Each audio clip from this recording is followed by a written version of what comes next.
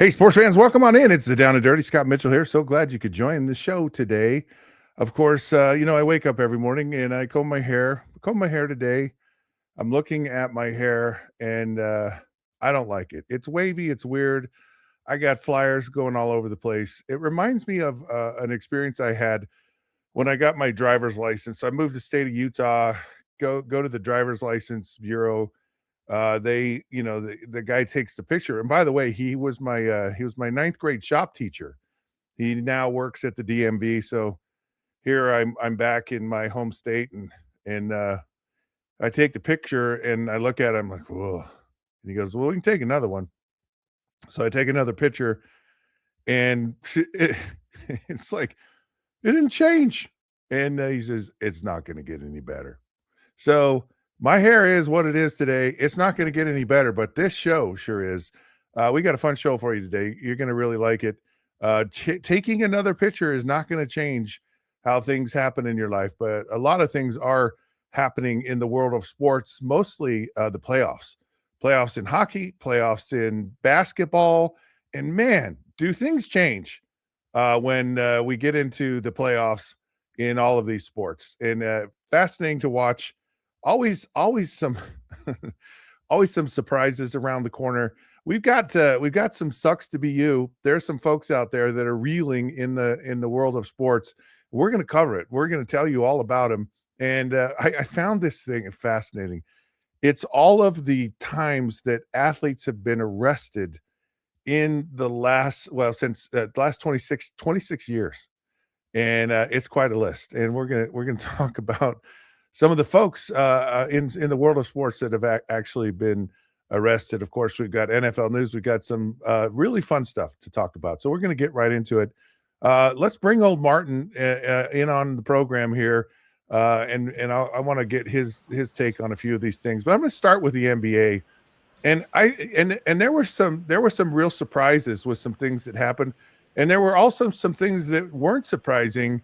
To me, one of the things, and I don't think many folks are talking, it's the Phoenix Suns. Like the Phoenix Suns rose out of the ashes, and of course they made the play-in, and they had to play OKC. They got it handed to them, but just the fact that they were in the playoffs, because this was a team that, basically got dismantled, looked like they were on their way out, and now they're on their way back in. Well, for a hot minute, anyways, and you it's kind of unfair. Because they play a late game, they got to play an extra game, and then they have to go to the top team in the West or one of the top teams, and here they go, and so it's kind of a tough deal. OKC kind of put it on them, but which was to be SGA goes, yeah, I kind of felt sorry for them because they they had to do all that stuff, and you could clearly tell that they were tired in the game, and it's like. Anyways, that was a bit of a surprise for me. I'll tell you the biggest surprise, though, Martin. The biggest surprise was the Lakers. Without Austin Reeves, without Luka, I really thought the Lakers were going to make a nice run here, and lo and behold, LeBron shows up, and he shows up, I think, in different ways than he normally shows up, and that was in assists and in other situations. But the Lakers were able to pull off a stunning victory in their first game, and that was certainly fascinating. Pistons' best record, top team in the East, got handed to them by the Magic, and it just shows you, and it shows me, and this was one of the big take. Who keeps banging their mic? Is it you, Martin? I keep hearing. I'm not doing anything. I'm hearing some banging noise somewhere. It's like it's a ghost. Anyways, the biggest surprise to me is how the intensity and how things change in the playoffs, and how teams show up, teams don't show up. Victor. Oh, good old Victor. He had 35 points, which was a Spurs record for a first playoff game. And it's just interesting to watch. So anyways, those are kind of my first blush. We'll get into this even more, and of course, we're going to talk about hockey too in this opening segment because historic night, of course, for the Utah Mammoth and their first playoff game. It looked like they were going to win the game, and then of course, the Golden Knights pulled it out late. But your initial thoughts on the NHL and NBA playoffs, kind of starting really over the weekend here. Yeah, the NBA playoffs to begin with were fun Saturday and Sunday night. The Lakers game was interesting. I will say that Luke Kennard, where did he come from? Just 27 points. You mentioned LeBron James. He deserves credit as well for the win. You mentioned the Magic win over the Pistons. Everyone thinking that the Pistons, because they had a winning record. Kate Cunningham, after his collapsed lung, happened towards the end of the regular season. You're thinking, oh, they're going to get right back on the winning horse, and Magic come out and stun them in the first game. And mentioned Victor Wembanyama setting a new San Antonio Spurs record with 35 points in a playoff debut. I I gotta agree with you when it comes to the Phoenix Suns. They're just not up to the level of the Oklahoma City Thunder. A fun team, but you're right. Where did these guys come from? How did Devin Booker and Dylan Brooks lead a team to the NBA playoffs? It's going to be an interesting first round. I love it that the NBA playoffs are around. And yeah, I can't wait to see what happens with that. The NHL playoffs, that was a lot of fun yesterday, Scott. I'm not going to lie. I watched three of the four games yesterday. I had to watch the Vegas versus Utah game last night. I agree with you, a little heartbroken towards the end. Had a chance to win that game. Just a couple opportunities got away from the Utah Mammoth. The game against Montreal versus Tampa was probably the best game of the day yesterday. 4-3 overtime win. Yurov Slavkovsky with a hat trick. First time in a while that a Montreal Canadian had a hat trick in the playoffs. Just really, really, really, really cool. Buffalo, Boston, what a game. Buffalo blew the lid off the fan base did when they started scoring late in the third period yesterday. And first game to tip it off, LA versus Colorado. Colorado is just a better team all game, but LA is a tough, scrappy team. So it's just fun to have it all back. Playoffs are a lot of fun, and it's an exciting time. And I think right now both leagues are on a high, and Utah specifically to talk about that because we're both in Utah.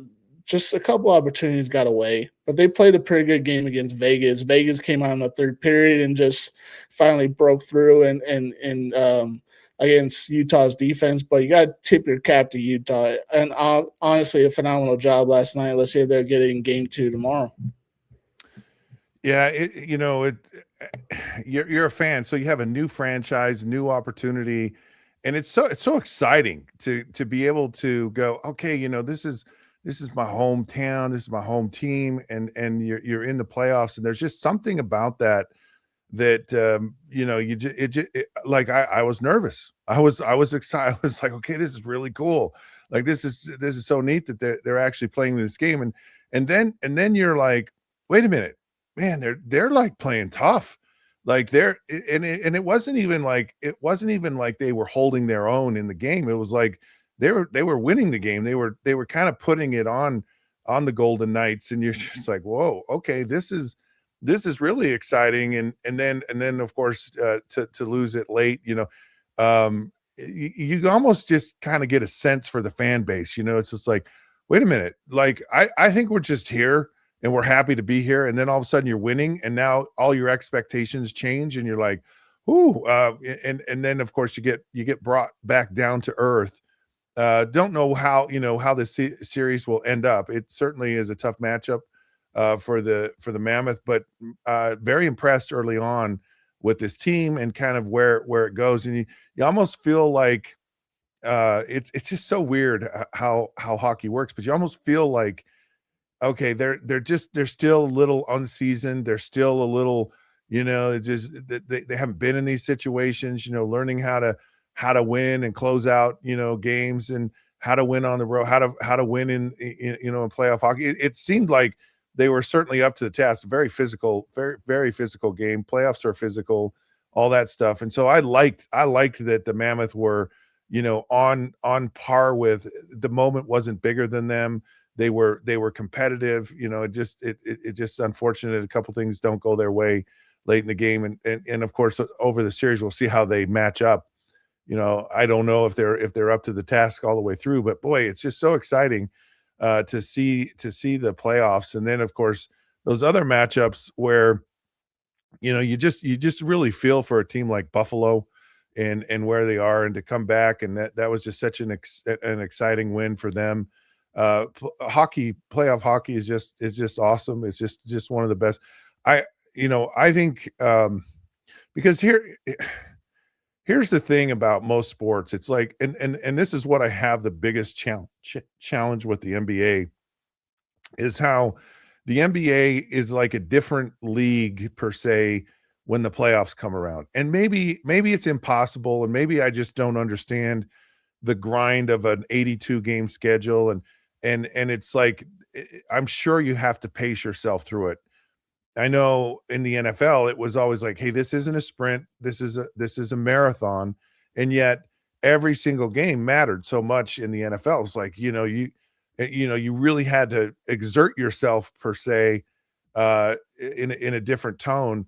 But I just think there's such a huge difference between regular season NBA playoffs and the season and the NBA playoffs. It's just a different. It's like Cleveland. They go, well, we had some defensive problems, and we fixed them, right? And then all of a sudden they win game one against Toronto, and Cleveland might be one of those teams because I think there's a lot of expectation with Cleveland in the past, and I don't know that same expectation is there this year.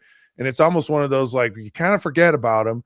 And now that we forgot about them, they're going to go and they're going to play great in the playoffs. And it's just funny how NBA teams, just kind of expect the unexpected, expect a different type of pace, expect it, like LA. I mean, I would have said, oh, without Luka and without, Austin Reeves, this gonna be tough. Now I know it's just one game. I don't know if Luka or Austin come back, or when they come back, or if they come back, or what happens when they come back. And because it's not a one and done thing with the playoffs.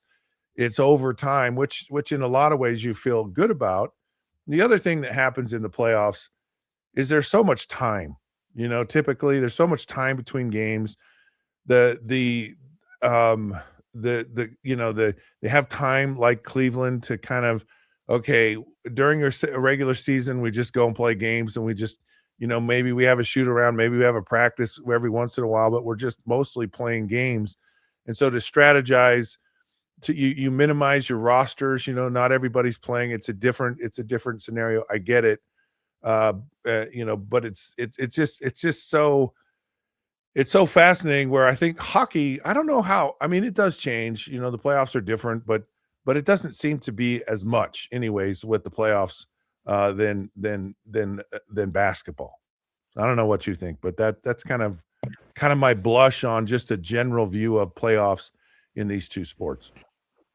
Well, the way I describe it is that in the NBA, Scott, we expect the number one seed teams to move on, right? We've seen the Warriors and the Cavs. They've been in the NBA Finals all the times, right? Like we just know the best teams in the NBA playoffs are going to take care of their due diligence, right, and make it to the NBA Finals. If you have it in NHL, the President's Trophy winner, which is given out to the team that has the best record in the NHL, the last, I want to say 15 years, only one President's Trophy winning team has won the Stanley Cup, and that was 2013 Chicago Blackhawks. Like that's the last time. So NHL playoffs are a different animal. It's not just about, if you have a roster that scored and had four guys that had 100 points, right? It's about who's going to do the little things and win a game. In the NBA, once you have enough firepower, you can beat a team. It doesn't matter really what you do defensively. But in the NHL, it's a whole different animal. And um, I've described it as the Stanley Cup is the hardest championship to win in all four major markets. It's just the hardest title to me, and it's remarkable to see it all the time. So the NBA is a different animal, though itself, but to go from regular season to playoffs is not a big jump. From the NHL, from regular season to playoffs, it's a serious jump. Yeah, you talk about hockey and how challenging it is. You miss by a quarter inch, and you hit the post. You get a deflection goal here or there.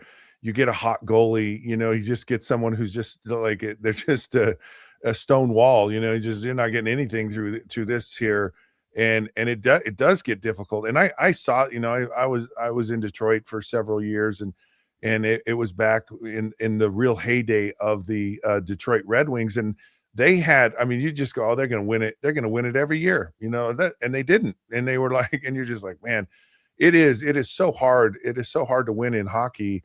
And it's just agonizing, which is what makes it compelling too, because I mean, at least I was, I'm like, okay, the Mammoth are, they're up 2-1, and then it's like, okay, now they're tied. And it's like, well, we can get another goal, we can pull this thing. And then you go down 3-2 and it's like, okay, we got to get a goal and it's just, it's agonizing. And it is really a challenging thing. With the NBA, I remember Steve Kerr, and this was when Golden State was winning a lot of championships. They were really kind of in their groove. And he said, look, my goal is to be so ready for the playoffs with our team. And it was one of those, hey, I'm willing to lose this battle right now. I'm willing to lose this game.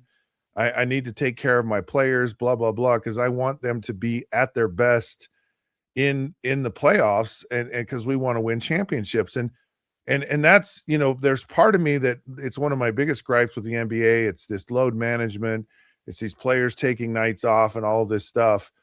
And clearly it's done with that intention. Well, it's done with two intentions. You're either tanking or you're trying to win a championship. Either way, you're sitting players, and it's frustrating as a fan. And then you get into this, well, why do we have such a long season and all this stuff? And it's just fascinating. One of the other things that always jumps out at me and has really jumped out this year is you start to see like legacies emerge. You have Victor Wembanyama who actually set a record in his first playoff game. He scores 35 points against in their playoff win, and the most by a player ever. They beat the Trailblazers, but the most by a Spurs player ever. And they've had some great ones there. Of course, he Tim Duncan was who he beat the record. But I really like Victor. I like his brashness. I like that he's like, okay, I'm ready to show up in these big moments. I mean, this, like, we're looking at a photo. This is the NBA right now. This is the new legacy. This is the new player. He's clearly, he was one of three people who's been selected as a finalist for the MVP, and well deserved, type of thing.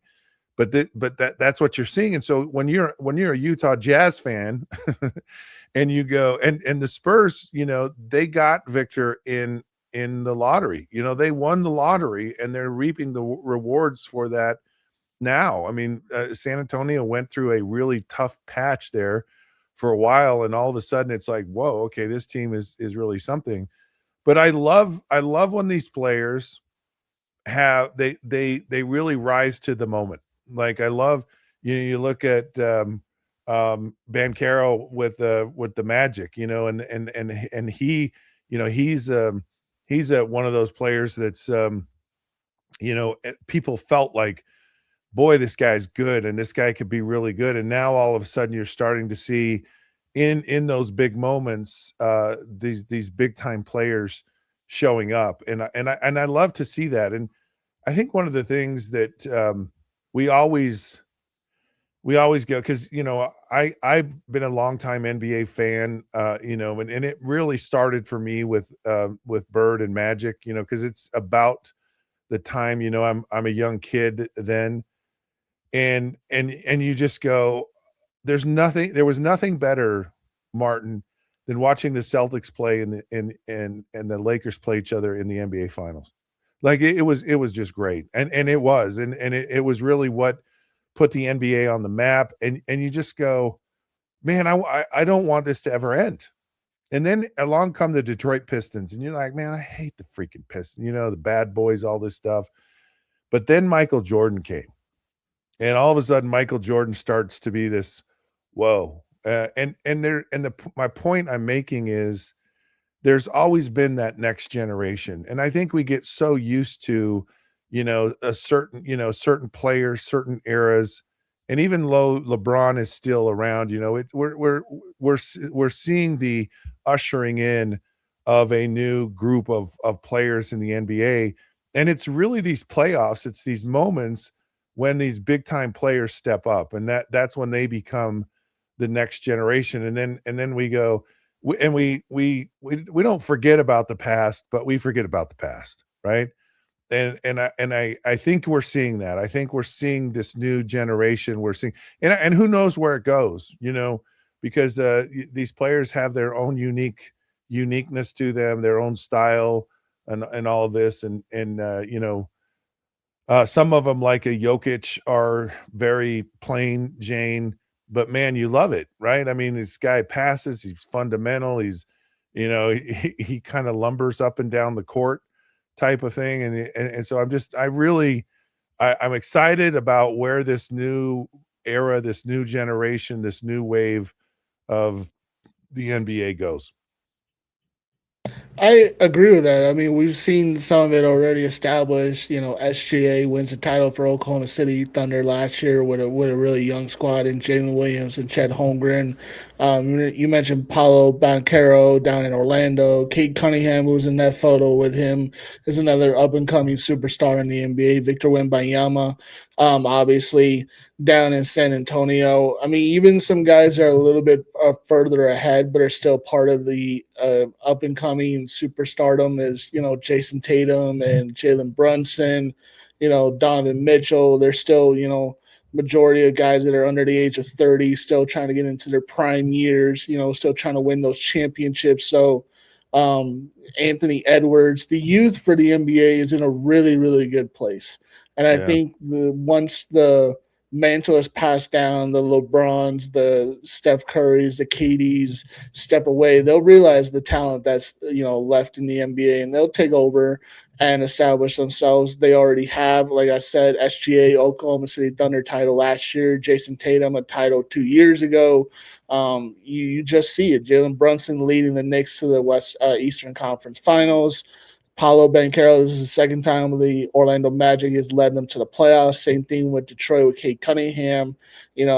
So the NBA is in a really good place, and I think it's going to be a lot of fun to watch these guys rise and see which ones step up to be the superstar legends. We all know they're really good players, but which ones are going to have those championships to cement their legacy, and which ones are going to have the Reggie Miller stories or the Charles Barkley stories where they're really, really, really good players, but the playoffs just didn't agree with them, and they're just remembered for having good playoff runs.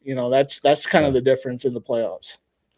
yeah, and well said. And the last thing before we go out to break here, the I love how the playoffs are kind of they're this seasoning, sharpening, developing opportunity, and it's almost like, yeah, it's just not quite your time yet. You've got to go through this maturing process.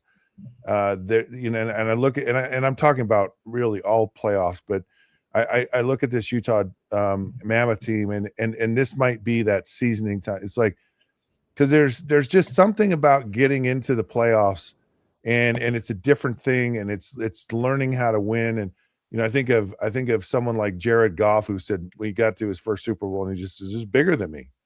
Like this moment, I wasn't ready for it. I just didn't handle it well. And he became a better player because of that. And I think a lot of these teams, they figure it out, they learn how to do it, they learn how to win. Michael Jordan, was scoring 60 points a game, and the Bulls weren't going anywhere. And all of a sudden, he learned how to put the right pieces and incorporate the right pieces into what he was doing, and then he just never lost after that. And so you think of the Pistons and how they had the Jordan rules, and they were just and so he's like, okay, here's the answer to the Jordan rules kind of thing. And I love that about the playoffs. I love watching these teams, the maturing process of these teams. And it's, it's like that song, Dream On by Aerosmith. You have to lose to know how to win, kind of thing. And that's another part. It's not everybody wins per se in that moment, but maybe over time they win because they learn how to win through losing. So very good. All right, NFL news of notes is around the corner. Can't wait to get to it. Some big trades, big paydays, and some some sour, whiny players because I'm not getting paid. And why is this all about money? We're going to talk about the money side of the NFL when the Down and Dirty returns.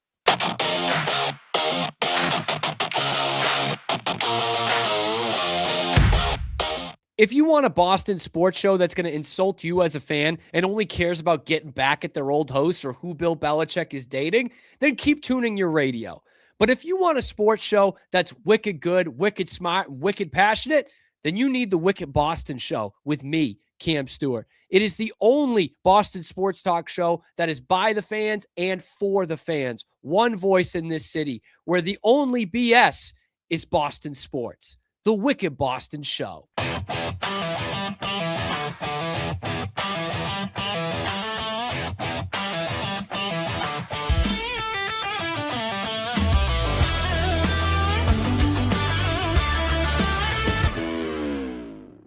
You probably get unwanted emails almost every single day. Overwhelmed by your inbox? Clean Email is here to help. Organize, clean, and manage your emails with powerful automation tools. Say goodbye to spam and clutter and enjoy a stress-free inbox. Try Clean Email today at cleanemail.com. That's CLEAN email.com.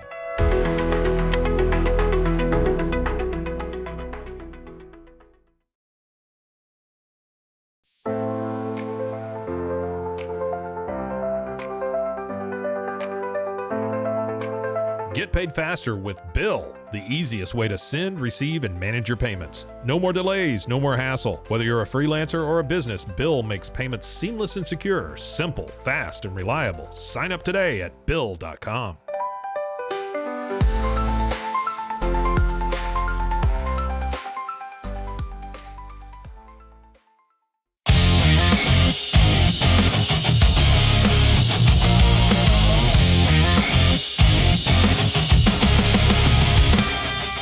Hey, sports fans, welcome back. Down and Dirty. Scott Mitchell here, your host. We are down and dirty today. So looking forward to the rest of the show. Of course, every day we have the NFL news of notes because there's always something noteworthy happening in the NFL. And did I say NFL or NBA? I think I said NFL, right? NFL news and notes. Yeah. So anyways, the NFL News and Notes is our segment because it's 24/7, 365. We love to talk about the NFL. Of course, the draft is coming up shortly, and big things are going to happen in the draft. Big-time players are found, Hall of Famers, organizational changers. The whole thing happens a lot of times in the draft. Now, sometimes it doesn't. Sometimes these teams aren't very good at picking players, and sometimes they're phenomenal. Well, some interesting things happen. Okay, so the Houston Texans, they paid Will Anderson an extension of $150 million extension, by the way. And actually, people are saying, well, that's kind of cheap. I believe it makes him the highest. I think he's the highest paid player who's not a quarterback in the NFL. Yeah, he's a non-quarterback player. I think it puts him like almost at 50 million a year. It's quite remarkable. He is one of the, this Houston Texans defense is a problem. Defenses like this can win championships for you, and he certainly has been one of the top players for the Texans. Now,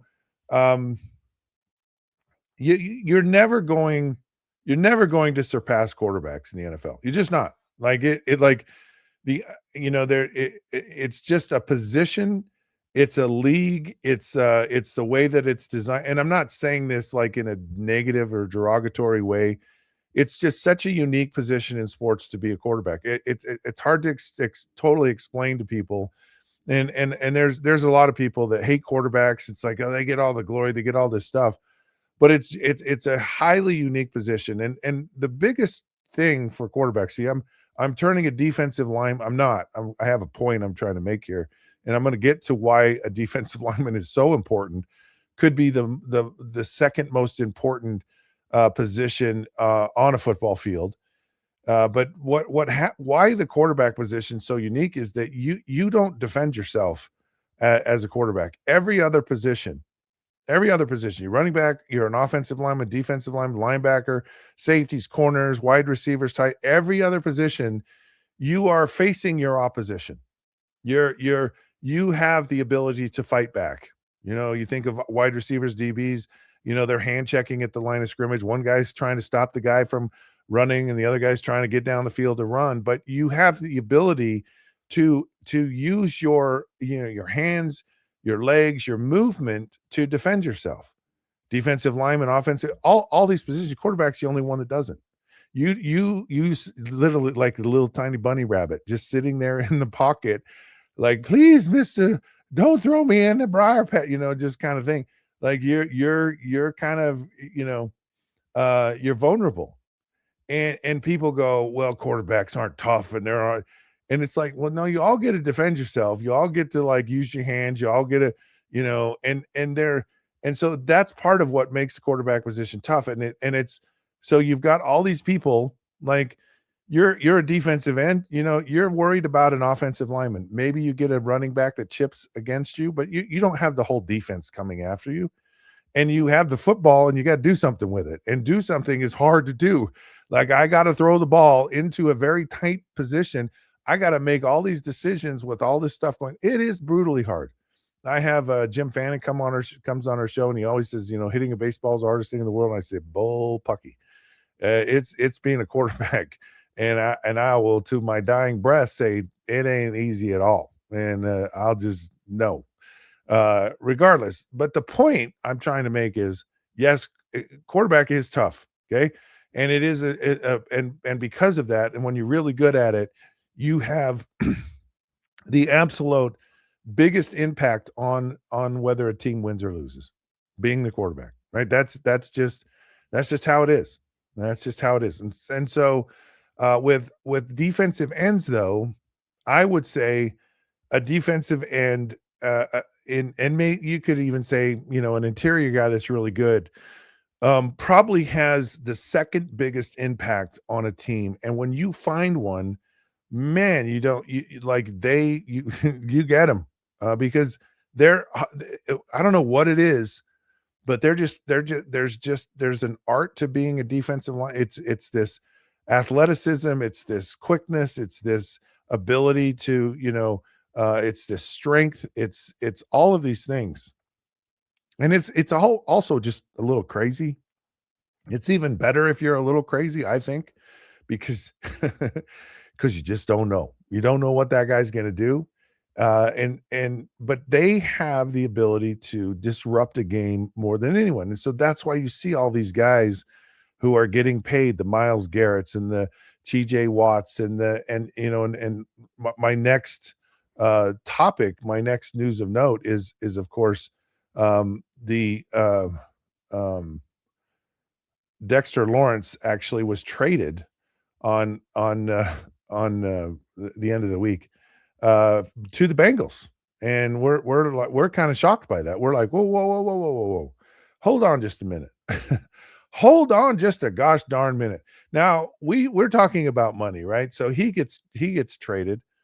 Will Anderson gets paid, and this is fascinating to me with Dexter Lawrence, and basically he looks at Saquon. So Saquon's his buddy, and Saquon's in New York, and he goes, man, I'm tired of this and this organization, blah blah blah blah blah, and I want to go. And so Saquon gets, he just doesn't get returned, meaning they don't sign him, and so then he goes and he goes to the competition and wins a Super Bowl, like every possible thing. So here is Dexter Lawrence and sitting there, longest tenured Giant, by the way, before he was traded, which is weird. It's a young man's league. I'll just tell you that right now.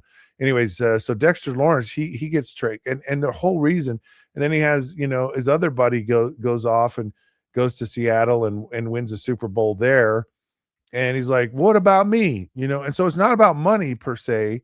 It's about, but he does get an extension on his contract.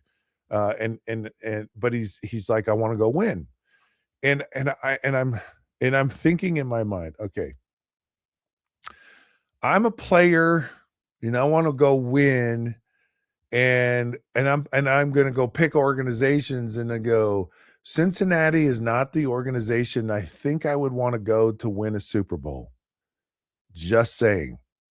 And it's almost like, be careful what you wish for. And it's one of those things where, Dexter Lawrence is going to ship himself off to Cincinnati. No offense. I love the city of Cincinnati. I played for the Bengals for a couple of years, but they haven't been winning. And yeah, they've been to a couple of Super Bowls and they got what looks like, if you ask people, they'll go, Joe Burrow's top 2-3 quarterbacks in the NFL. And it's like, well, then why aren't you winning more? And what's going on? And it's just like, there's just certain teams that they have a hard time getting out of their own way. And the Cincinnati Bengals are one. And I know those folks back there, they're better than they used to be because they made a trade. I mean, they gave up the 10th pick in the draft. So here, this is just the funny part of Dexter Lawrence. I almost want to put, because we're going to do a sucks to be you today. I almost want to put Dexter Lawrence in this sucks to be you thing, because I think the New York Giants, I see this as like they got the 5th pick, they got the 10th pick. They're going to probably pick defensive players, and this is a team that's not far from winning. And if you understand this, and that's why, maybe when you're young and you're in the league and you're like, get me out of here, everyone's leaving here and they're winning Super Bowls and we're losing and all this stuff.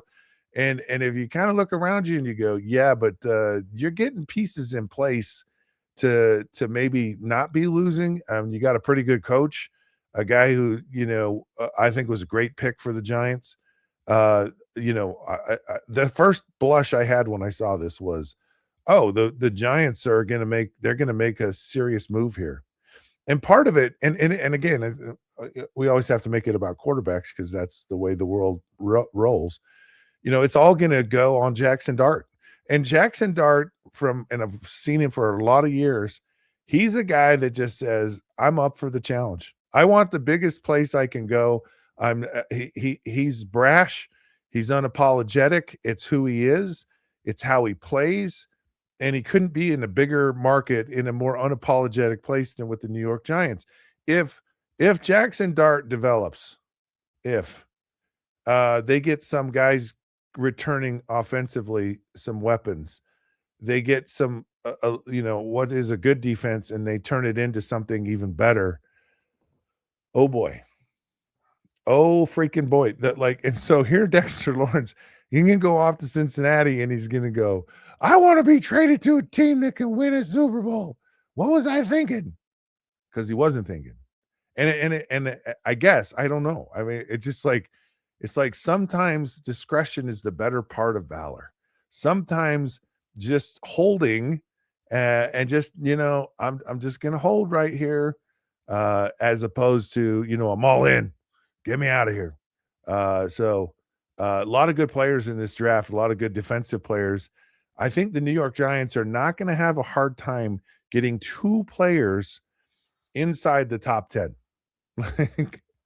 and so good. We'll see who gets the better of this at the end of the day. I just thought it was super funny that Dexter Lawrence was just like, it's just not, get me out. And it's like, and I'm going to Cincinnati. I don't know. I don't know. There's a, I'm a big fan. I'm a big fan of the Cincinnati Bengals. I laugh as I say it, but I really am. I mean, I had a great experience there, which is hard to believe, but I did. And this is just across the board, but yeah, it's a tough one. Okay. Jacoby Brissett. He's Jacoby upset is what he is. He's upset. And he's just like, I'm not going to be a part of your offseason program. And I deserve to get starters money and I deserve all this stuff. And I'm like, maybe it's just one of those things because you get older in your career and you just go, yeah, I don't know that I really want to be in the off-season program. It's like some guys kind of have this attitude and whatever. And he's like, if I'm not paid like a starter, then I'm just sitting out. And it's just like, they trade away Kyler Murray and Jacoby Brissett played well, decent. He played 12 games for the team, but now he's only making $4.8 million. And maybe I'm wrong. I'm not wrong.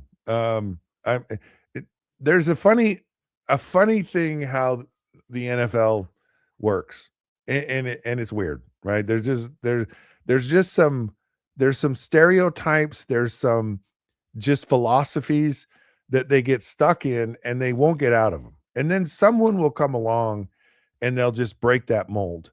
And then they go, okay, well, maybe we need to rethink this. So to start with, like the NFL just didn't have black quarterbacks. Like they didn't, in fact, most quarterbacks who are black, when they went to the NFL, they go, yeah, you're going to be a wide receiver. You're going to be a defensive back. You're going to be something, but you're not going to be a quarterback. And that was just the mindset. And then all of a sudden people came along, broke the mold, and now it's just kind of a non-issue. It just kind of went away. But one of the traditions of the NFL that exists today is we have starting quarterbacks and then we have backup quarterbacks, and they're not the same. There are guys that we look at and we go, and we're happy to have them be backup quarterbacks. That's the crazy part. And part of it is because they're not 32 all-pro superstar quarterbacks in the NFL at any time ever. There's always a need to find a starting quarterback. And so what happens is a Jacoby Brissett comes along and he's a backup quarterback in the eyes of the NFL. And so they're like, he's just saying not going to get paid like the other guys. Now you have a guy like Daniel Jones who was a starting quarterback, and he's always looked at as a starting quarterback, or a guy like, see, Kirk Cousins kind of freaked everyone out. And that's why, quite frankly, the Washington Commanders didn't want to pay him, because they go, he's not a starting quarterback in the NFL. He's a backup. He's a good journeyman backup kind of quarterback. And even his mindset is one of a backup quarterback, in that, he's amenable. He's he's a good team player. He's going to go on with things. And so he sat for 2 years because they had no other option. So they just franchised him, and he didn't have a long-term. And then all of a sudden someone came along and said, okay, we'll kind of let you be the guy. But Kirk Cousins, even though he's been the guy, isn't really ever been the guy. If he was the guy, he'd still be in Minnesota. He would. If he was the guy, he would have gone to Atlanta. They wouldn't have drafted a young guy. He was always looked at as a certain type of player, and he's done phenomenally well. I like Kirk Cousins, but he's never been viewed as that franchise foundational key player for your organization, even though he's been paid handsomely. And so Jacoby Brissett, right or wrong, I mean, he's probably going, just give me Kirk Cousins money, whatever. But he's viewed as this guy that's he's just a backup. And part of organizations, so there's journeyman guys, and those are the gap guys. They're almost like middle relievers. They're just getting you through a few innings. They're just trying to get you to where you get to your your closer, or we have our starting pitchers in Major League Baseball. And a lot of it is kind of your ability to perform at a high level consistently over time. A lot of journeyman quarterbacks just kind of come in, boom, they give you a little splash, give you a couple innings, just get us 4, 5, and 6. That's all I need. In the 4th, 5th, and 6th inning, or 5th, or 5, 6, 7, just get us to our closer. You're a middle reliever. You're that. And the perception. So Jacoby Brissett, right? Maybe he is that guy. Maybe he is the Sam Darnold guy. I mean, he's been around a long time. And that's the other problem. When you're around a long time, it's like, yeah, you're not really going to change our perception of you, and you're not going to really change at this point. There are guys, I think, like a Geno Smith. You know, Geno Smith is just a grade above a Jacoby Brissett, where he was a high round draft pick. He had some success, and then he didn't, and then he went to Seattle, and then he did again, and it's like, oh, and then he didn't, and so he's going to go back to the Jets, and then he did again. Who knows what, but he's viewed differently, and that's just there's this rating system, there's this hierarchy, there's this value in situations. The Arizona Cardinals got rid of Kyler Murray because they just said, you're not the guy that we're gonna have. It's not gonna happen. Like, you're not gonna be the guy that's gonna be the long-term solution for us because we got rid of Kyler Murray's just out. I'm gone. We're looking for our starting quarterback. Jacoby Brissett, sorry, you're not that guy. Now maybe he gets paid some money. If he is the starter going into the season, yes, he's going to get paid some more money. And maybe Jacoby Brissett just says, look, I can get more somewhere else than what I'm getting here. I can get, who knows, maybe after the draft, we'll see what happens. Someone gets desperate. Someone needs a Joe Flacco kind of player. Maybe I can be that guy. I don't know. And you know what? Look, he may be in the catbird seat in Arizona because they've got some talent. They've got some skill guys. They've got the ability to be a pretty decent team offensively. And the reality is there's only one way, and it's not sitting out for Jacoby Brissett to actually make it happen. He just got to go play, and he's got to go play lights out. And he just has to force the NFL to change its view of how quarterbacks are. That's the only way that it happens. He's just not in any position to be leveraged and whatever. So it's just kind of it kind of sucks to be Jacoby Brissett, quite frankly, at this point, which is what we're going to talk about when the Down and Dirty returns. We got some good ones. There's a couple folks out there in the sports world, man. It sucks to be you right now. We're going to talk about that right around the corner when the Down and Dirty returns.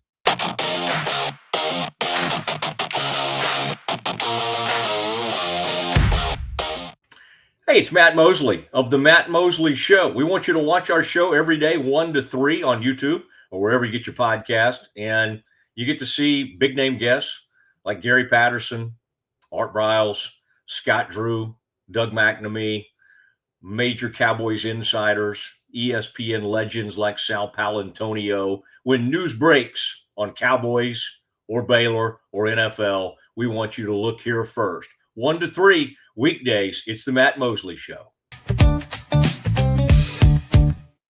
For 75 years, Nalgene Outdoor has been your trusted companion, fueling adventures and helping protect the planet. We're committed to reducing waste, improving access to clean water, and providing simple, safe, and sustainable products for you and your family. No gimmicks, just durable, well-designed bottles built to last. Join us in our mission to amplify life, not complicate it. Because at Nalgene, what goes into our bottles matters as much as the adventures they fuel. Explore more at nalgene.com. That's NALGENE.com. I know you're gonna love this Kodak Dot Plus printer. You guys just connect it to your smartphone and then you're gonna use the Kodak Photo Print app. It's going to print you a 4x6 photo. I am just in awe. I love how these turned out. Also, the printer comes with a free cartridge of 10 photo sheets. I can assure you, you are going to love this printer as much as my family has. You guys have to check it out for yourself. Hey, it's Zach Gelb. We're talking NFL and college football. Plus, we have some of the biggest interviews in sports media. You got to check out the Zach Gelb Show right here on 365 Sports, weekdays, 2 to 4 p.m. Eastern, 1 to 3 p.m. Central. And make sure you subscribe to my channel, youtube.com/@ZachGelbShow.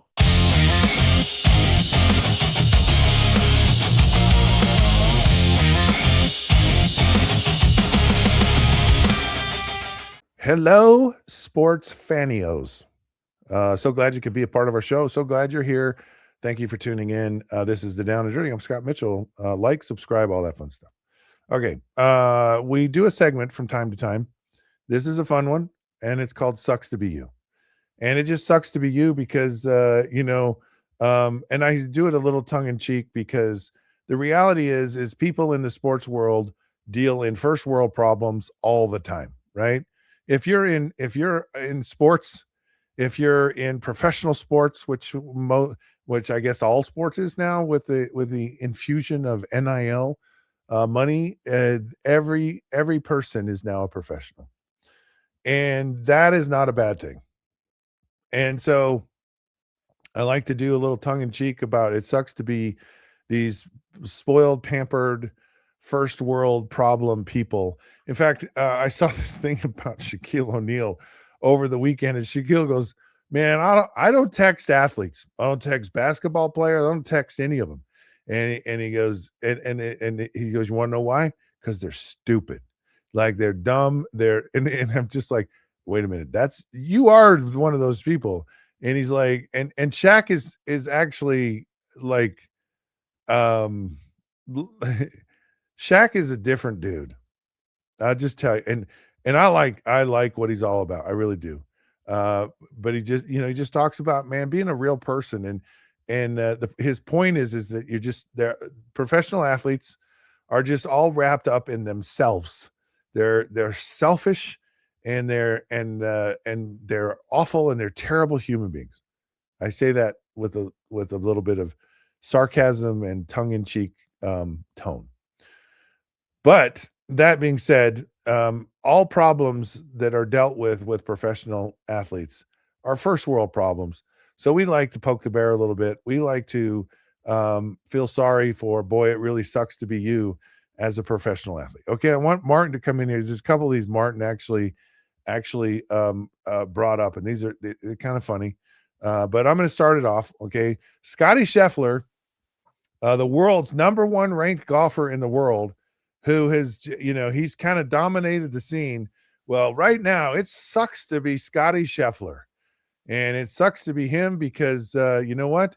If you're not first, you're last. So in the last two golf tournaments, the major, at Augusta, of course, the Masters, Scotty Scheffler took none other than second place. And then, of course, this last week, the RBC Heritage Classic, which is a great event. It's the Monday after the Masters. It's kind of the hangover event. It's well attended. It's well respected. It's a big event on the PGA Tour. Guess what Scotty Scheffler took in this event this past week? He gets into a playoff with I think it's Martin Fitzpatrick or Matt Fitzpatrick, or I don't know, Fitzpatrick for the win. And so Scotty Scheffler, 2 weeks in a row, he takes second place, man. And it sucks to be you because we all know that if you're not first, you're last. So Ricky Bobby taught us that. Anyways, now just so you know, because I know you all are just like, oh, that poor Scotty Scheffler. He has to be heartbroken right now. This guy has taken second place. Like he was so close. It was one shot from the Masters. He lost in a playoff in this last week's event. Oh, that must be just devastating for him. I think in the Masters, his devastation is probably to the tune of, I don't know, over $4 million in prize money. So yeah, it sucks to be you, but not necessarily. Now, here's another sucks to be you. Zachariah Branch, of course, he was a wide receiver for the Georgia Bulldogs, expected to go in the second round. He was arrested. They arrested him, and and I don't know what this all means, but he had to pay a fine of $39, and apparently he was charged with obstructing public sidewalks, streets, and prowling. So he was, I don't even know what it means. Well, here's what it means. He was booked at about 1:26 in the morning. So he was probably, who knows, probably drunk, probably something. But here's this. It just was funny to me. He's prowling. Like, I'm out here prowling, whatever that means. $39. That's what his bond was, or his, and it was a misdemeanor, just so you know. So someone really was like, he probably was just being belligerent, probably inebriated. He had his liquid courage on. Who knows? I'm just alleging this. I'm not, I'm not accusing him. Allegedly, this is what happened. But it sucks because it's right before the draft. Like, can you just for 5 minutes just go, don't be so wrapped up in yourself. And I'm sure he was totally innocent in this situation. He didn't have anything to do with it, whatever.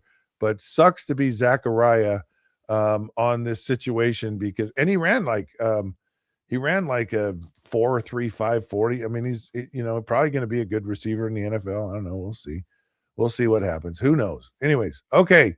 What is our next thing? I guess, did you put this in, Martin? It was the Pittsburgh Steelers one. The Pittsburgh Steelers and some guy named Aaron Rodgers. Anyways, Aaron has decided to not decide anything. Tell us why it sucks to be Aaron Rodgers right now. Well, it doesn't suck to be Aaron Rodgers. It sucks to be the Pittsburgh Steelers, because it's the entire saga of Aaron Rodgers, and they thought to themselves, no, he won't do this to us. We're the Pittsburgh Steelers. We're a prestigious tier 1 level NFL team. We have the championships. We have the pedigree. We have the coaching staff, right? And Aaron Rodgers continues to just play this toying game of Brett Favre 2.0, saying, I'm in, I'm out, I'm in, I'm out, I'm in, I'm out. And yeah, it sucks to be the Pittsburgh Steelers, because you don't know what to do with the draft, and you have an aging quarterback that doesn't really have any interest in being with you to begin with. But he's got a good-looking beard, doesn't he? Yeah, you know what? You gotta think. Yeah, think like that. You gotta think like that. What's annoying about a beard? What's that? It's your chin strap. Like, it just, like, putting a chin strap over a beard is it's not meant to be. And you get these guys with the big long beards and all that stuff, and it's just like, yeah, hair has always been a thing in the NFL. The long hair, the short hair, the beards, the long beards, just all of it, just always a thing. Back even when I believe John Riggins was playing for the New York Jets, and he had a mohawk, man, and it was a bad looking mohawk too, and but he was a bad dude. Okay, you have another one. Major League Baseball sucks to be Major League Baseball. Tell us, please. Well, I think it sucks to be them at the moment, because this happens to them every year. The sport that used to be the most popular sport in America, the one that had the most prestigious championship you would want to earn and win, is taking a back seat at the beginning of their season to the NHL playoffs, the NBA playoffs, and not to mention a bunch of 18 and 21-year-old kids are about to get drafted, and somehow television ratings will be higher for that than watching a baseball game on a Friday or a Saturday night. It's painful to be the MLB, because you can't get off to a good start when it comes to TV ratings, because you're buried in so much stuff in the spring. And by the time the summer comes around, you make those ratings up in like June or July, because it's the only thing on TV. But they're going to even take a worse hurt, because the World Cup is this summer. So it sucks to be the MLB, because they're just not going to do well in ratings. Oh, it does, doesn't it? Yeah, it I really forgot about does. the World Cup. The World Cup is going to kill. It's going to kill them. Poor baseball. Speaking of baseball, you know what? It sucks to be in baseball. Who sucks to be? The New York Mets. The New York Mets. Now, you could just put the Mets in as a lifetime member of Sucks to Be You, because they've just sucked forever since 1969. It's like the Mets and the Jets. Maybe they need longer names. Like, you can't have Mets, Jets. You got to have the Metropolitan, Cosmopolitan, New York fancy baseball team, and the New York, maybe they have to be the, I don't know, the Jetliners, or maybe they're the Astro Orbiters. It can't be the Astros, but they're, Spaceship Enterprise, New York Space. Their names are too short. That's the problem. Anyways, the Mets, the Mets have lost 11 straight games in a row. And it sucks to be the New York Mets right now. They have the second highest payroll in all of baseball. It's $367 million. And man, it sucks to be the Mets. And here's why it's so sucky. Okay. There are only 4 teams that have reached the postseason after going through a double-digit losing streak. And it happened last year with the Guardians and, of course, the Los Angeles Dodgers in 2017. So it not only does it suck that they've gone through this, but there's a high probability they make in the playoffs. And that sucks to be the New York Jets. Now, this one, last one we have, this is hilarious. Do tell Martin why, I guess, is it China? Who sucks? Or no, it's all of humankind sucks right now.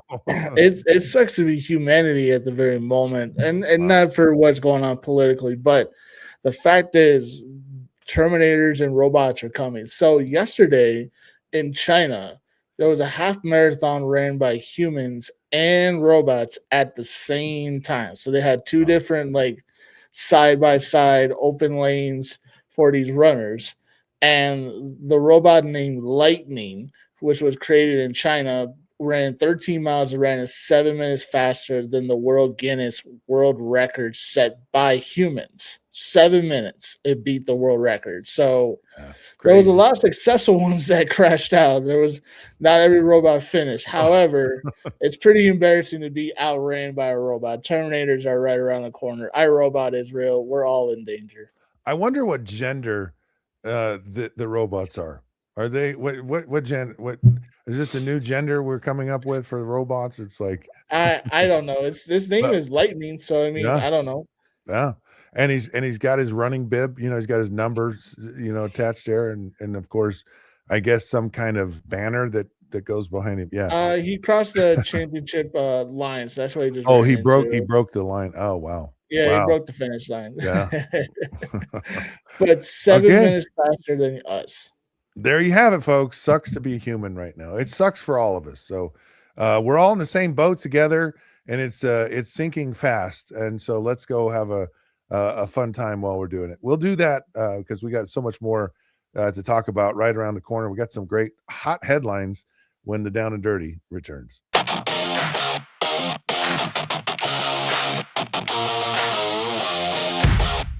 Hi, my name is Mike Lacey.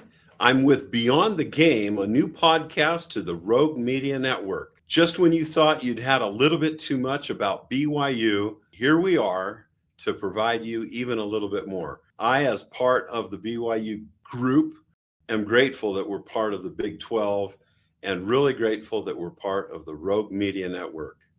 Thank you. Circulon C1 Series Clad with Scratch Defense Non-Stick. The luxury and confidence of premium clad stainless steel meets Scratch Defense Extreme Non-Stick that won't scratch, ever. With an ultra-thick aluminum core for high-performance heating. Maximize cooking, minimize cleaning. Discover the unmatched durability and elegance of clad stainless steel. Scratch-free, worry-free, forever.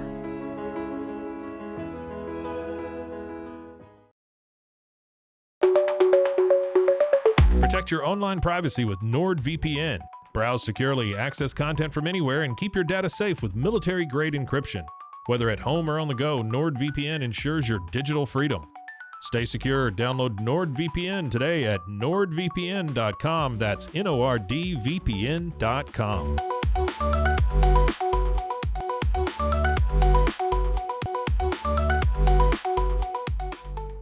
Are you looking for top-shelf sports talk about the West Virginia Mountaineers, where you can get objective analysis, but with the passion of a fan? Well, look no further than right here at Couz's Corner. I am Justin Couz Walker, the host of Couz's Corner, and you can find my show on demand over at YouTube. Most shows are uploaded by 5 p.m. Eastern Time. You can also check out my live post-game reaction shows. My special guest interviews, you can find it all on YouTube at Couz's Corner. Go check it out.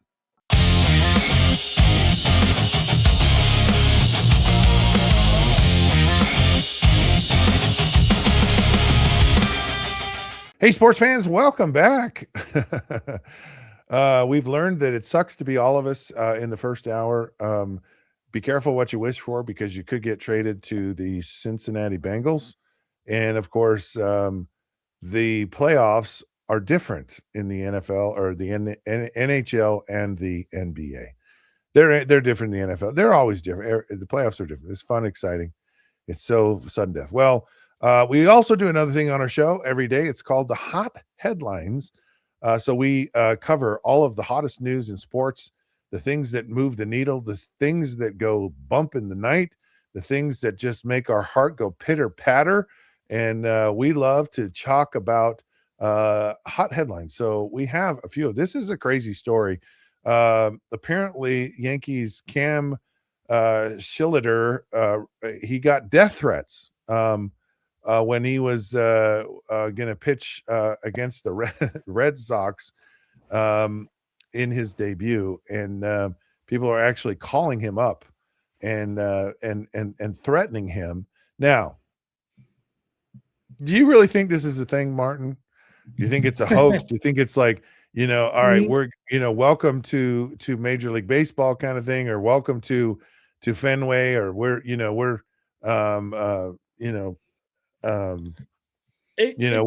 just out. But he did say, he's like, this is pretty real. like it was not some, he felt very uncomfortable about the situation. And look, we live in a world full of nut jobs, and there, there really could be something to this. But what are your thoughts? My thoughts are that this could seem a bit far fetched, but I'll believe Cam. I mean, it's a bit weird, I shall say, because for Red Sox fans, just to find out that he was a Red Sox fan as a child, and of course, the draft is not up to him. If he chose who he wanted to be drafted by, obviously he probably would have picked Boston. I mean, why not play for your childhood dream team? But however, he was drafted by the Yankees. He's got a job to do. Unless he wants to stay up in the majors, he's got to pitch for the biggest rival team of the team he grew up watching. So I mean, it's a bit out of left field, to use a baseball term, just because why send death threats to a kid that had no real say so in where he was going to get drafted? I mean, that's not up to him. He just goes where he gets called by, and this is a bit far. It should be a far-fetched story, but however, this is just unnecessary. Well, I think most of us, and by the way, why does it always have to come out of left field? Why are we always picking on left hand? Why can't it come out of right field? Why can't it come out of right center or left center? Why does it have to be left field? It's like, I'm left-handed and I've been picked on my whole life, and I feel threatened by everyone, and they're picking on me for being left-handed, and it's emotionally been damaging to me, and I don't know that I can handle it. I don't know if I can get over it. Thanks a lot, Martin. You triggered me. Yeah, out of left field. Yeah, left field. Are so lefties here. Now, here's why I think this is kind of a challenge, right? The challenge for me is like, I get, I had people send me crazy stuff when I played. I had, man, do you have any idea how much money I lost? And you have any idea of, I bet on you, and I got burned jerseys. I got burned betting slips. I got all kinds of stuff from fans. I mean, I got a lot of great stuff too. I still get fan mail today. It's just fascinating. And a lot of it, believe it or not. It's weird. But it's fun. But when I played, I had one fan who was there was kind of a weird situation, started sending me empty boxes in the mail. And he had sent me these letters, which were even stranger.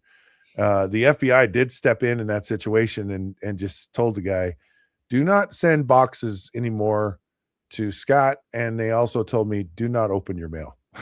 Because the mail could go boom in the night. Right. And so I was like, okay, well, I won't open my mail.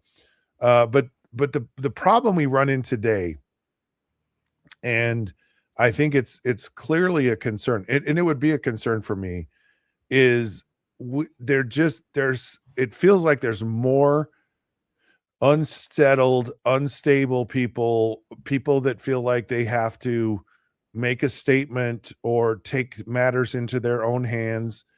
And I just, I think if something happened to a professional athlete today, and I hate to say this, I can't say I'd be shocked, and I can't say I'd be shocked simply because it just feels like we got a lot of crazy people, or a lot of people who are crazy enough to do something crazy, and to for whatever reason. And so when you read this, you're like, yeah, it's a bunch of fans, and I think it was kind of taken this way. But I also think there is some seriousness to it, like, yeah, but there could be someone trying to, kind of, and they're just go out. It's like, I'm just done, and I'm gonna wreak havoc. I'm gonna be damaging to whomever, and I wouldn't be shocked if something actually happened to a professional athlete at some point. And I think, I guess they're somewhat sheltered or secured from these things, but if you wanted to get to someone, I think you could. So, and anyways, it's quite interesting. Now, this was another one. Indiana and Alabama are now big rivals. Who'd ever thought that, right? Indiana would be a team that Alabama would put on their schedule like late November. It's a not anymore. Not anymore. We're not a cupcake. We're the cupcakeanators. We're the ones who are gonna win the national championship. We're Indiana. And by the way, someone made a comment about, well, Indiana spent $40 million to win their national championship. And I believe it was someone from the SEC or somewhere there. And of course, Kurt Signetti goes, we didn't even come close to $40 million. And I'm sure he wanted to tell people that, because he's like, I'm a freaking good coach, and all I do when I go places is win. I don't think Indiana spent $40 million. I think Alabama did. I think Texas did. I think Ohio State did. And I think what they realize is they're like, shoot, we can spend all this money, but everyone else can too. And now the talent is spread out a little bit more. It's a little bit harder for us to win. Anyways, you picked this story out, and the Ty Simpson kind of was, I guess, trying to explain why he didn't do well, or I guess, or he was kind of minimizing the fact that Alabama just got it handed to him in the Rose Bowl. It was just a weird comment. Like, he's like, we knew everything they were doing, and they they just beat us, but I got hurt in the game, but I wasn't like they're doing all these crazy tricky things on me. It was just, I don't know what happened. What happened, Martin? I don't particularly really know what happened to Ty Simpson in that game. Honestly, the only one that knows is Ty itself. So what happened was, Ty Simpson is now was on a podcast with his ex teammate Caleb Downs, who's about to get drafted into the NFL. And they were talking about how the last game with Indiana went, and Ty Simpson came out and basically said, we knew what they were running. We've seen it on tape. We knew what type of defense we were going up against. They didn't really make any changes. And the DC of Indiana, Brian Haynes, said on Twitter, adorable, we also saw everything they were doing on every single snap. It's just we exploited those cues and didn't get frozen and crushed by them. So I love this like new rivalry between Indiana and Alabama, because like you mentioned, like who would have ever thought Indiana wins a national championship and we're just gonna completely rout Alabama in the Rose Bowl. So this little chirping back and forth on social media, I think it's just funny. But I also think it's just like it just shows that players can overthink what they've seen and what they know, and coaches will put them back in their place. Well, it also is like, well, Indiana wasn't that good. We knew what they were doing. In the SEC, we see all these crazy defenses and all this stuff all the time, and it's like, Indiana. It's extremely disrespectful, quite frankly, because they're saying we're the SEC, we're Alabama. I got injured in this game, and had I not got injured, the implication is we would, 10 out of 10 times we're going to beat the Cindy. They weren't that great. They weren't that good. They weren't all this. And it's a comment that just comes out of arrogance. It's not, and disrespect. There's just not this ability. And it's quite frankly, Alabama is kind of had this arrogant attitude for so long. And what the heck has Alabama done in the last 4 or 5 years? I mean, everyone has had to plead their case just so Alabama can get into the college. We're Alabama. We just belong in the college football playoffs. I don't care that we've had 3 losses and 4 losses, and I don't care that we're just above 500. We're Alabama. We belong in the playoffs. Indiana, who's Indiana? And that's the problem with the statement. And the reality of things is Alabama is not that good. Alabama was not that good. And I mean, when you talk about making a statement, if you're good, you're going to the Rose Bowl, you're playing in the college football playoffs, and you can only score 3 points, and you're Alabama? Really? Like on the biggest stage and the best, greatest, the granddaddy of them all bowl games, and you score 3 points and you're out telling people, oh yeah, they weren't that good. Yeah, they were freaking good.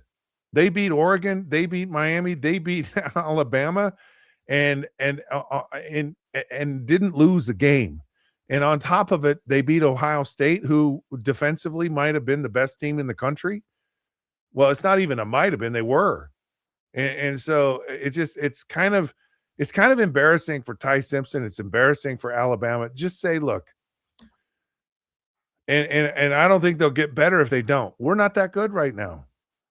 Things are changing in college football, and if we want to be Alabama like everybody thinks Alabama was, we gotta up our game, because it wasn't just Indiana that beat Alabama.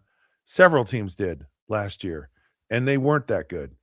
And they need to pull their head out of their what is their mascot? Roll Tide. Is it an elephant? I'm guessing so. I don't know where Crimson Tide. They need to pull their trunk out of their elephant behind. That's what they need to do. I agree with that. How in the world are you an elephant? They're an elephant, right? That's their mascot. Yeah, it's an elephant. But where do they get elephant? That's the whole problem, dude. I don't understand mascots. I don't understand. Okay, Philadelphia, bless their hearts, the city of brotherly love, my least favorite fan base in the entire world, actually steps up, and they do a very kind thing. And they say any ride on our buses are free. You want to go to a World Cup match? Our buses are free. So New York has decided that it's not $100, it's $150.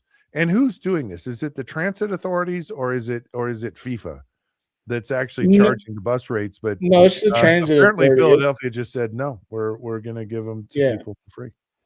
Well, Airbnb stepped up as well. Reading the tweet and the press release, Airbnb stepped up and has contributed money, shall we say, to team up with Philadelphia to make sure that their public transit system is free so that they can travel and get from game and back home safely. You know, I worked security before. I haven't worked to this type of level, but I've worked security before. Security is expensive. I mean, even if you wanted a team of 10 guys, it's going to cost you like $1,000. Like, it's just, so I get New Jersey trying to charge money, but it's just, I don't know. This whole preparation for the World Cup for America, it's been a little messy. There's been a lot of reports about just not enough money by the cities to afford the security and the high demand of people. So, but good for Philadelphia to step up, create something like this to make sure that international fans have a good time when they come to the game. Like, final thing is, Scott, before I hand it back to you, like New Jersey at MetLife is not allowing tailgates. Like, people aren't even allowed to park because they're just going to use it for transit transportation. Like, this whole thing with New Jersey and getting set up for the games is a complete and total little bit of a left field again. It's a mess. When does the World Cup start? Is it in May? Like mid-June, I think. Like so I think around Father's Day weekend. It's in the summer. Okay. Yeah. Yeah. If you had a chance, would you go? Would you pay $150 to get on a bus and go? For a one-time event like that, yeah, sure, why not? I think I would too. Yeah. I mean, it's like, yeah, fine. I don't know. Certainly the money side of this has become a big issue, and money and affordability is a big issue in New York City today, and in a lot of major cities. And this really flies in the face of a lot of things going on. So be fascinating to see what happens. Okay.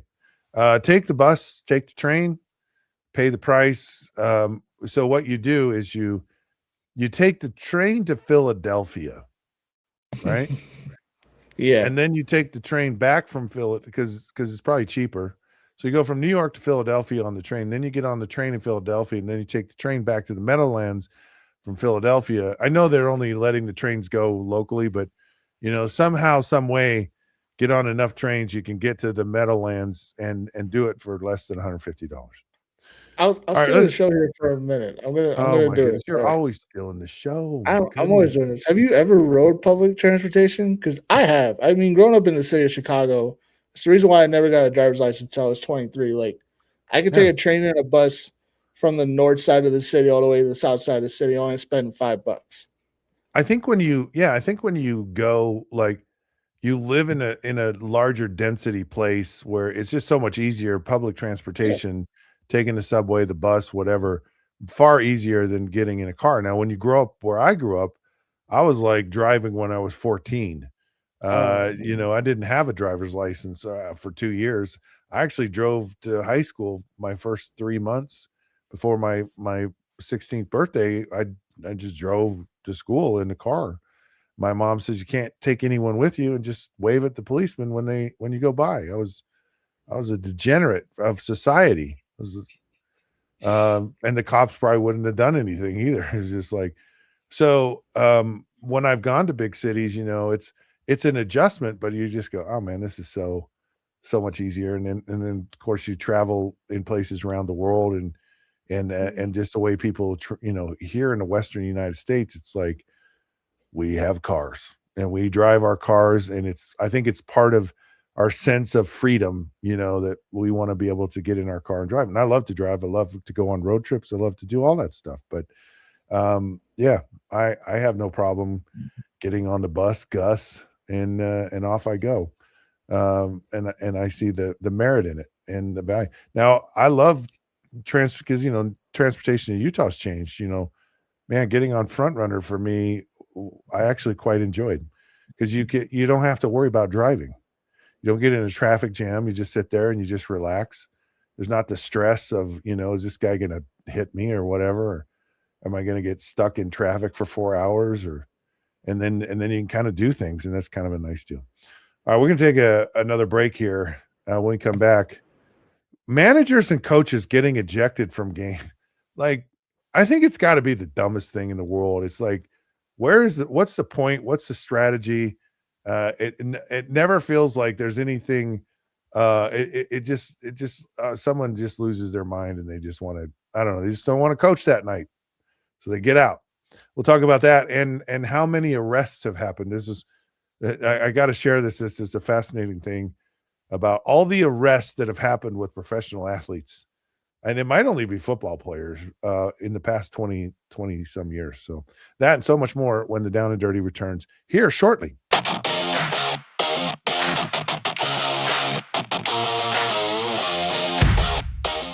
The Pete Souza Show, Monday through Friday, 10 a.m. You want to talk NFL draft? I don't know. How about we get you Todd McShay? You want to talk Big 12? We can get you the commissioner. Somebody about the Cowboys? How about we have on the owner, Stephen Jones?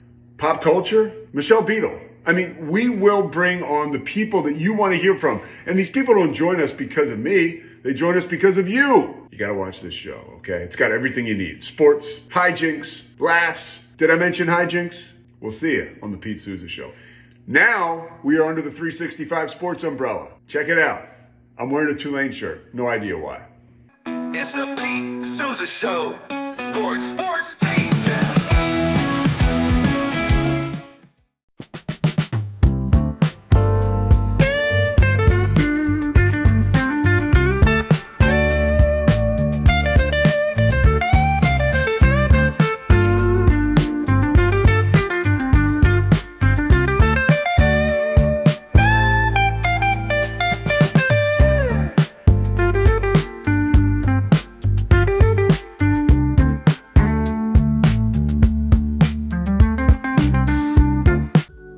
Tervis is all about staying hydrated with style and durability. You can trust Tervis tumblers to keep your drinks the perfect temperature, hot or cold, for hours.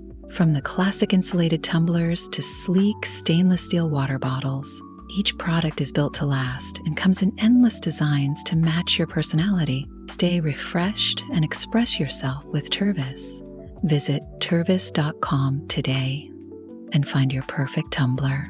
Sports don't stop, and neither do we. Welcome to 365 Sports, your home for real conversations, original shows, and coverage that lives where sports actually happen. Join David Smoke, Craig Smoke, and myself, Paul Catalina, for in-depth interviews and local stories to the moments national media misses. 365 Sports brings you the voices, debates, and perspectives fans care about every single day. Subscribe now on YouTube, search 365 Sports, and never miss a moment because sports aren't seasonal. They're 365.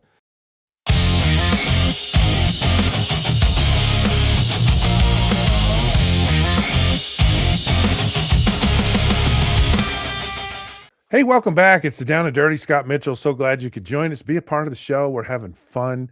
We're changing lives. We're moving the needle in the world today, solving problems. We're doing all of these great and wonderful things, and it's absolutely beautiful. So glad you could be a part of it. So glad that we can do our part to making our society better. Speaking of not making our society better, I saw this, and it's been a couple of times this last weekend, about these managers in baseball getting ejected. Of course, Derek Shelton's from the, I believe it was Minnesota Twins. He got ejected in the 7th inning, and it was over a call, right? So it was a check swing. They appealed to the first base umpire, and he said no check swing. And so he mumbles, Derek mumbles something in the dugout, and all of a sudden the umpire is like, "What did you say?" And and it involves the 4-letter F words, so you can figure all that stuff out. And he's like, "I wasn't talking to you. I was just talking in general." And so all of the arguments that managers have with umpires and getting ejected from games, and so like, it's got to be the dumbest thing in the world. And it always feels like to me, this guy is getting ejected because he's just kind of bored with the game. He's had it with the officials, the referees, whatever. I don't know. The dog ate his homework, or the dog got cancer, or there's something going on in his life that's just set him off. He's just having a bad day. Maybe he's having a good day. Maybe he's having an imp day. I don't know. But why is it that these managers can just lose their ever living mind? And then as a manager, as a coach, you want your players, don't get dumb penalties, don't do stupid things. But I'm going to go do dumb, stupid things. I'm going to turn my hat around and I'm going to bump bellies with the umpire. And all I'm doing is just screaming and yelling. Now, I believe that part of this is like a manager is out there protecting his players. So it's a show of, I got your back kind of thing. Like, that's why I'm doing this. This is, I'm here to like let you know that, these folks aren't going to get away from things. And even with the new ABS, the automatic balls and strikes, it's like they're having appeals early so that they just put the officials, the umpires, I want to call them referees, the umpires on notice, right? And say, hey, we're watching you here. You're not going to get away with this little, like, you're going to call it tight. You're going to call it right. And we're going to let you know that it's not that way. So maybe that's the whole, but does it really impact baseball? Does it really impact basketball? I don't know. Here's football, this very intense sport. And you have coaches yelling at officials all the time. And yet very rarely does a coach get ejected from a game. Very rarely does a coach get a penalty from a game. And yet in baseball, it's like, you're out of here, man. Don't look at me that way. Don't say anything about my mother. You say something about my mother, you're going to get tossed. You're going to get tossed. And I just think it's so like so childish and so ridiculous, and it's so like pointless. Like what is Norman Dale, right, in the movie Hoosiers? He purposely gets kicked out of a game. Now he gets kicked out of a game for strategy reasons because he's got a shooter, right? Dennis Hopper is a drunk, and he's trying to sober him up. He's trying to show that he's got value. He's trying to put him in a position of, hey, you got to make decisions. We need you. He was helping one of his players out by getting tossed from the game. And in that situation, you're like, okay, I get it. I can, and they ran the picket fence, and the picket fence was kind of the thing that got him there, got him to the championship. So Norman Dale was very strategic in getting ejected. I think coaches just get bored. I think they just want the rest of the night off. I think they've hit a level of frustration. It's like these players, I can't get through to them. They're just not listening to anything I say. So guess what? I'm out of here. I'm out. And I would love to know. I'd love to know what does a coach do, like when they get ejected? Like, do they go and hang out in the clubhouse in the locker room? Do they just like leave? What do they do? They go and kind of look from down the tunnel into the dugout? Do they it just, I don't know.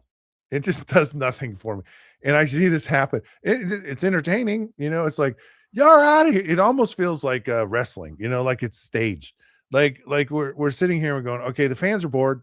The fans need some excitement, and we're going to toss a manager today. That's where this is headed. That's where it's going. It's like the manager's trying to protect the player. The umpire is trying to protect the game and trying to say, I'm the ultimate authority here. I'm in charge of this game. And if you don't toe the line, you're out of here. Okay. So let's just kind of play by the rules. Don't call my mom a name, and we're fine. Don't do it. Don't touch me.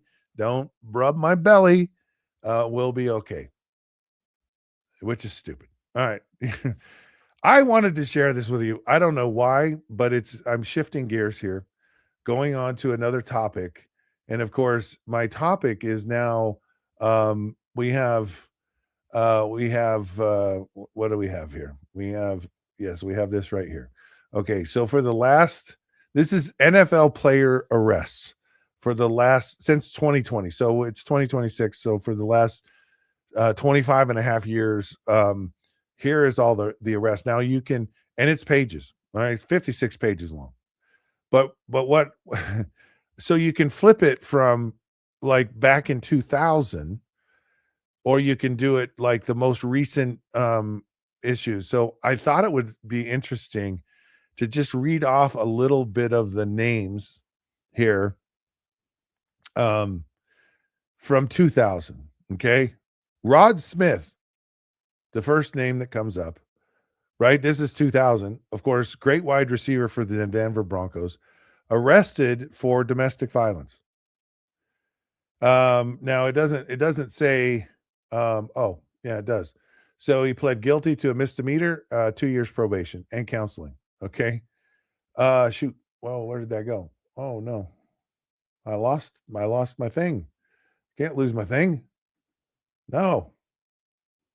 Oh shoot. Oh no. Anyways, I hit my computer, which it was on, and it just disappeared. It's like gone from everything. Wait, maybe I can revive it here. But the next one, the part of why I wanted to show this to you, the next one was Ray Lewis, and this is in 2000. Ray Lewis was arrested, charged with murder, if you all remember. And so one of the things I guess that was so compelling about this was the oh, I know what it was. Actually, I think I can find this. Hang on. Hold on, people. Yes, where is it? NFL. Sorry. so what it was is where is the hang on.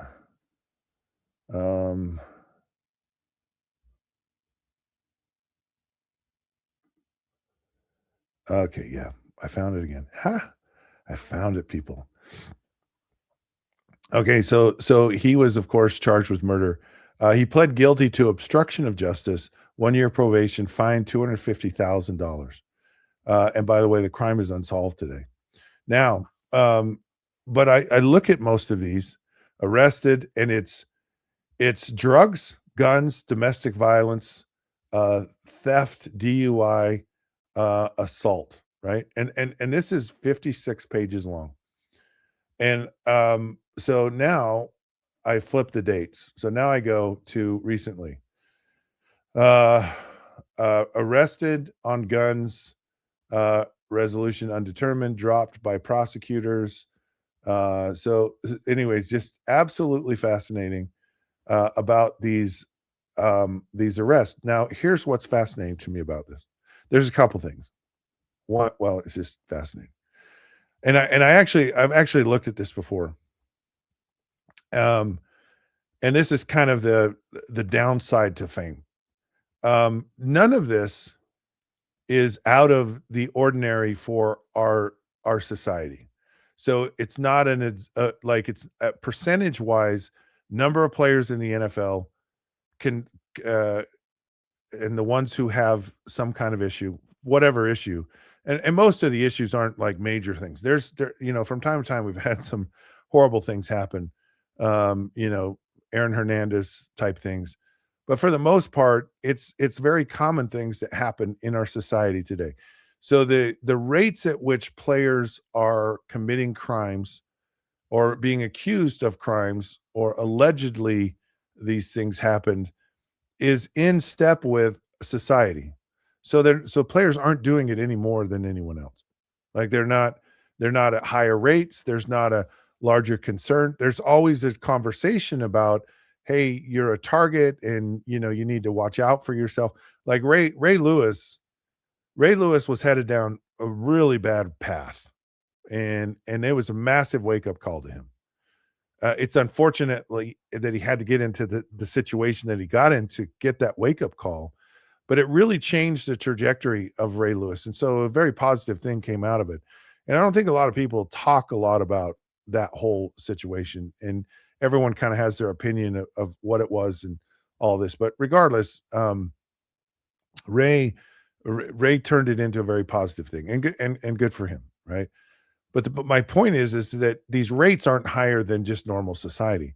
What is different is the exposure of these things, and it's everywhere. You can go on to Zachariah, the guy from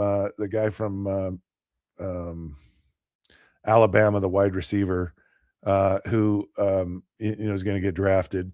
He actually, he's just a second round draft. Not that it's just a second round draft choice. The point is that he's making national news, even though he's a second round draft choice. And that's the shame of all of this for these players, is that you get noticed in public, right? It's like it becomes news. It becomes something that everyone hears about, and that's the unfortunate thing. Because I look at, how did I find this? I went on USA Today Sports, and I clicked on their NFL section, and there's a tab. Like this is the USA Today Sports keeps a tab on every arrest that happens with NFL players. And you're like, well, why? Because it's just like it goes on pace with our normal society. But why are you bringing it up? And why are you making a deal with it? And that's the point, is as a professional athlete, this is one of those things that they just do. And right, wrong, or indifferent, you're in a bubble and you're in the spotlight. I feel bad in all these situations. When I felt really bad for Ray Lewis in in his situation, all these players in the situations they've been in, not any different than, Zachariah Branch. He's getting ready to get drafted and he's doing dumb things, and it's a misdemeanor and it makes national news. It's on, and talk about it on my show, just from the stand. And I talked about it a little tongue in cheek a little bit, but still talked about it. And it's a $39 fine. It's a misdemeanor. It's a nothing burger, but it makes the news. And that's unfortunate. And that's kind of the challenge in the life of a professional athlete. I was blown away when I found this. It's like right out in the open. It's just like for the last 25 years, they've listed out every single arrest that's happened with NFL players. And it's like, now, anyways, I feel bad for these players. Kind of not. Be good citizens. That's what I say. All right. And be good coaches and don't get ejected. Apparently Martin has a crazy question for me, and I'm going to answer a crazy question when the old Down and Dirty returns here in just a few minutes.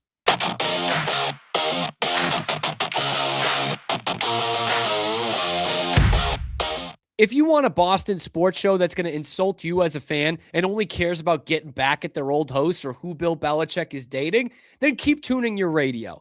But if you want a sports show that's wicked good, wicked smart, wicked passionate, then you need the Wicked Boston Show with me, Cam Stewart. It is the only Boston sports talk show that is by the fans and for the fans. One voice in this city where the only BS is Boston sports. The Wicked Boston Show.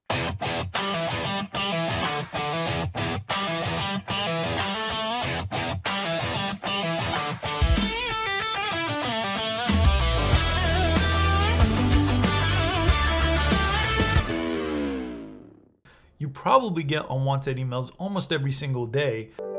Overwhelmed by your inbox? Clean Email is here to help. Organize, clean, and manage your emails with powerful automation tools. Say goodbye to spam and clutter and enjoy a stress-free inbox. Try Clean Email today at cleanemail.com. That's CLEAN email.com.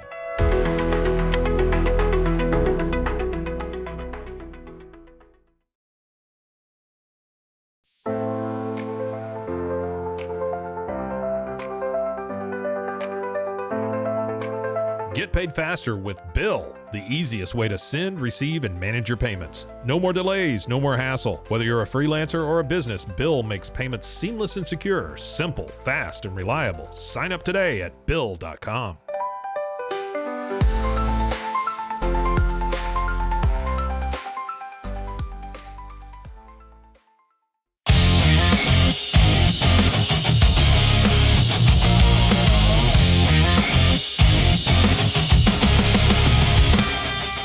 Hey, welcome back. It's the Down and Dirty. Scott Mitchell here. We love to bring the Down and Dirty of sports to you. Hope you've enjoyed the show today so far. Been fun, compelling. It's Monday. Always a lot to talk about. And we're going to talk a little bit more about a question that Martin had, the burning question that all people want to know. And Martin has it. Of course, he wouldn't tell me what it was, but he's going to share with me what this crazy question is. That it's just been eating at him. He just wants to know the answer. So, Martin, please tell me, what is your crazy question? So I had this weird idea this morning before I jumped on the show with you. I thought to myself, what if NFL draft pick players that forego their bowl games, right, with their teams or whatnot like that, what if they played in the UFL before the NFL draft? Okay, so my thinking behind this is, should the UFL entice NFL draft picks to play spring football before the draft? Now, here's my reason for this, is because everybody loves, the combine, but everyone loves the 40-yard dash. Everyone loves to see the quarterbacks throw. There isn't really much other than, unless you're a football nerd who just loves watching all the guys do everything, the broad jump, whatever, right? And there's not a really whole lot of interest besides the two big, enticing things, right? So what if instead of an NFL combine, we just say, okay, if you forego a bowl game or you've entered the NFL draft, you have an opportunity to put some tape together before the draft and play in the UFL. Their season starts right at the beginning of spring. The draft is the third week of April. You play 6-7 weeks, yada, yada, yada, right? Like there's a window Bada here. bing, bada boom. Right. There's a window here between February, March, and April for this to happen. What do you think about it? Should the UFL entice draft picks to play in spring football? You have a wicked mind. Like it's just I appreciate that. No. And here's the thing. Okay. So you first start rolling out this question, and I'm in the back of my mind, and I'm rolling my eyes. I'm like, oh my goodness, what a dumb idea. Right. And then as you keep talking about it, I'm like, this isn't a dumb idea. This is actually a brilliant idea. This is a great idea. And it's a great idea for this, right? And I haven't heard this, just so people know. I did not know about this. It's all a surprise. So this is just off the cuff for me. And here's why this could be a really good thing. It could be a really good thing for a player who goes, look, I want to improve my position. Like, I don't think people saw enough of me, or and so I think in a lot of cases, or a decent number of cases, you go, yeah. And what it also does is it puts you against maybe better competition than what you had in college. So it gets, and it also gives teams to go, this is the product that is here today. It's not what, and everyone goes, everyone's a big believer. Just look at the tape. The tape will tell you, but the tape doesn't tell you because they don't get it right all the time. So people are big believers in the tape. They're in the tape. And these players that go, look, I believe I've showcased enough. I don't have to work out. I don't have to do anything more. I'm not throwing. I'm not doing any of this stuff. Look at my tape. I don't need anything else. So, but then there are players that go, boy, I could really move up. I think it's the type of thing, because a lot of players and their agents go, you're not touching that league. You're not going to take a chance of getting injured. That's the downside to it, is there's a high risk, high reward. And it's when they talk about injuries, every player playing on every team doesn't get injured. It does happen from time to time. It does happen in the most inopportune times sometimes. Some players have been injured in bowl games in the past, but not a lot of players get injured in bowl games. It's not the end of the world. But if you're someone who just goes, I really believe in myself. I really believe that I can improve my position big time by doing this. I think it could move the needle, and it would certainly probably create more interest in this league. And I'm always, we talked about this on the show before. I think the NFL should utilize this league for developing ideas, for developing talent, or, this should be, a part of, I think the NFL should have some kind of association with these teams, in some regard, where, they have their affiliate with their NFL team. I think if you had a spring affiliate team in Salt Lake City, I think it would do really well. If it was tied to, the Raiders or the Broncos or, the Seahawks, some West Coast team, and you had, and I really think it would massively improve the quality of play in the NFL. I think you would actually get a bump from it. But being a player and having that opportunity, you'd be like, oh yeah, why not? Why not? So I love the idea. I think it makes sense. I think it could work. Now, if you're a top guy, no. And if I'm an agent for a top guy, I'm like, you're not touching that. You're not going there. You're not doing any of that. You don't need to. Yeah. Now, I'm also a firm believer that the only way to get better is through playing. Like, that's where you really grow as a player. And so it would work best for quarterbacks, to get into a league like that and having to make decisions and read coverages and, orchestrating offenses in the heat of battle. Man, there's no better teacher than that. And that league could certainly do that for sure. So yeah, there's a place for it. I think so.